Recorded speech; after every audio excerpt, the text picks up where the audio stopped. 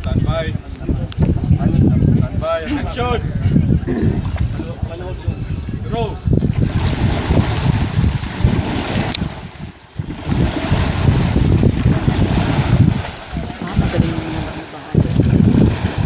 Saan? Magaling siya. Yung sa gitna? Kasi nakarama siya.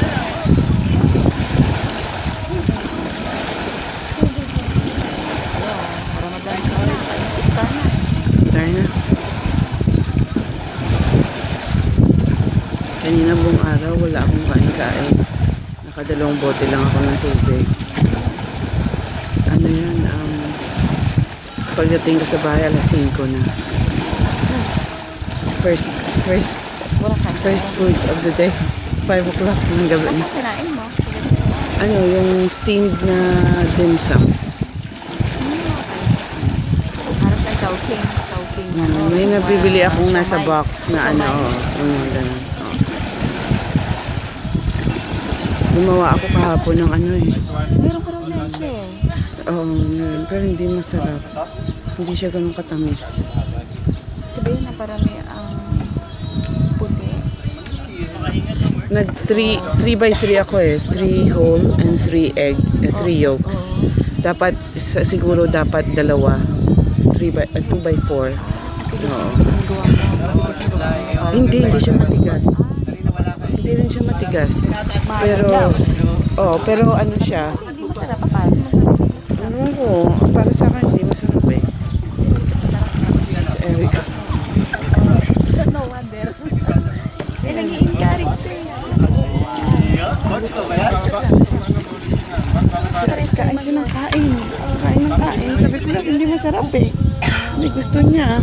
Ay, gusto ko kasi yung medyo maano talaga. Kaso lang. Sobrang talis.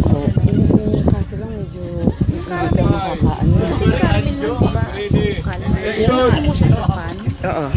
Tapos ilalagay mo siya sa rep. Alam mo ba marunong ako magluto? Hindi sa fridge. Hindi ko na nilalagay sa fridge. Kasi tinuruan ako ng mga napagpong bahay sa akin. Oo. Kung paano magawa ng gawin. Hindi ko na alam kung ilan Sa akin, napalista ko. dapat sa akin, dalawa. Dapat 2 by 4. 4 egg yolks and 2 whole eggs. Ganun. Pero plano ko na namang mag-bake eh kasi tagal ko hindi nakapag-bake. I haven't baked anything. I want to make traditional chocolate. Chocolate ganache inside. Sarap na. Kaso lang, ang problema ko, kain si ate. Ayaw.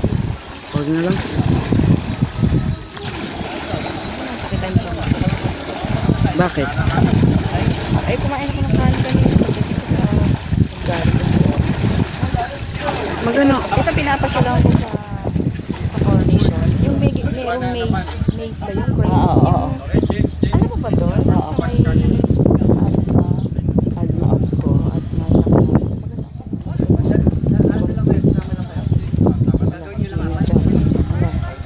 umaga yan. 7. Hanggang 8 lang kami dyan. Hinanap namin yung anong yan. Area na yan. Hanapin ko pala yung yung leche plan. Sige.